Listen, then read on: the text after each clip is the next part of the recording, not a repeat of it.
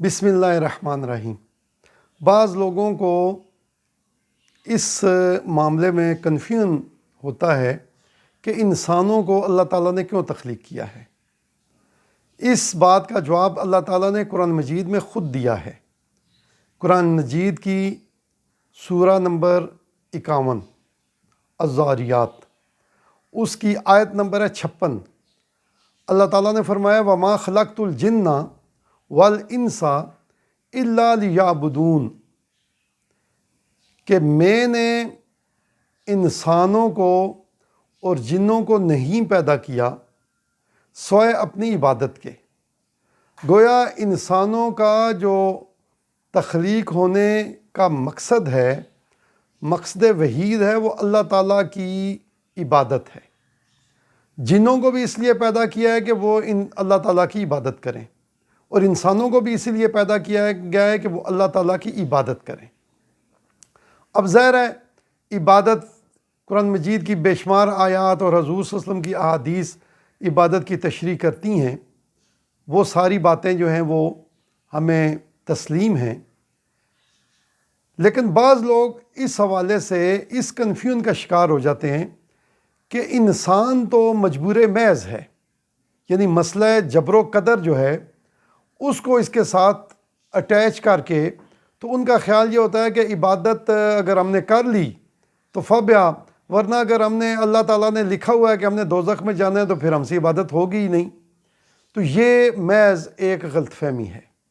اس کو ہمیں سمجھ لینا چاہیے کہ اللہ تعالیٰ نے ہماری تخلیق جو کی ہے وہ عبادت کے لیے کی ہے۔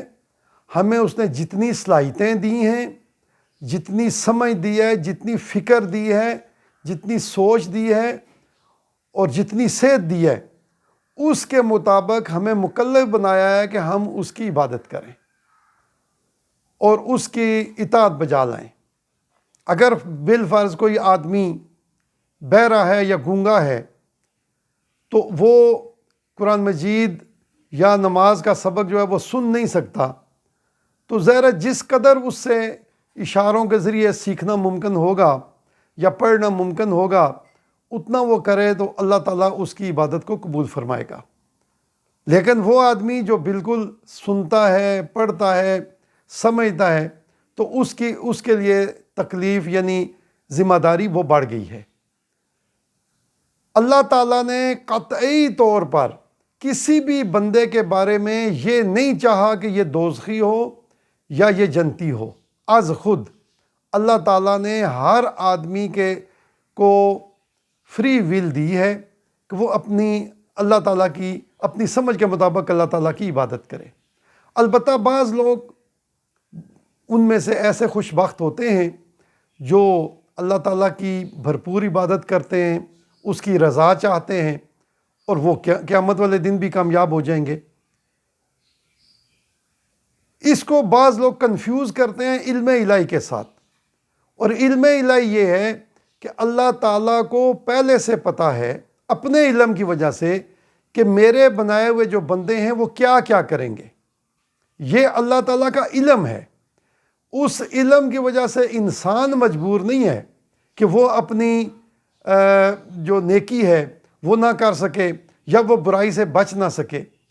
انسان نے از خود جو بھی کمانا ہے، جو بھی محنت کرنی ہے، اس کا پھل پانا ہے، اس کا اجر پانا ہے۔ لہٰذا جتنے بھی لوگ اس نقطۂ نگاہ سے کنفیوز ہیں، پریشانی کا شکار ہیں، ان سے میری گزارش یہ ہے کہ وہ اس آیہ مبارکہ پر اللہ تعالیٰ کے اس حکم پر توجہ دیں کہ ہماری تخلیق کی وجہ اللہ تعالیٰ کی عبادت ہے۔ ہم نے اللہ کی عبادت کرنی ہے اور اس کے بتائے ہوئے احکام کے مطابق چلنا ہے۔ اپنی زندگی کو کامیاب سے کامیاب ترین گزارنے کے لیے محنت اور کوشش کرنی ہے، اور ساتھ ساتھ اللہ رب العزت سے فضل کرنے کی، مہربانی فرمانے کی التجا بھی کرتے رہنا ہے، یعنی دعا کرتے رہنا ہے۔ یہ دعا بھی دراصل عبادت ہی ہے۔ تو ہم نے اللہ تعالیٰ کی عبادت کر کے، اس کی رضا حاصل کر کے اس دنیا میں کامیابی کی کوشش کرنی ہے۔ یہ ہے ہمارا مینڈیٹ، یہ ہے ہماری ذمہ داری۔ اس کے علاوہ باقی جتنی چیزیں ہیں وہ نالج کے لیے ہیں، اللہ تعالیٰ کی کبریائی کے اظہار کے لیے ہیں کہ اللہ تعالیٰ اتنا صاحب علم ہے کہ اسے پتہ ہے کہ کس کس بندے نے کیا کیا کرنا ہے، وہ اس کا علم ہے۔ اس کا مطلب یہ نہیں ہے کہ اس نے ہمیں مجبور کیا ہوا ہے، اس کا مطلب یہ ہے کہ جو ہمیں اس نے فری ول دی ہے اسے یہ پتہ ہے کہ یہ بندہ جو ہے یہ اس فری ول کو کس طرح ایکسرسائز کرے گا، اپنی بہتری کے لیے کرے گا یا اپنی بربادی کے لیے کرے گا۔ تو ہمیں کوشش کرنی چاہیے کہ ہم ان لوگوں میں سے ہو جائیں جو اپنی آزادی کو اپنی بہتری کے لیے استعمال کریں اور اللہ کی رضا جوئی کے لیے ہمہ تن مشغول رہیں۔ وما علیہ الا البلاغ المبین۔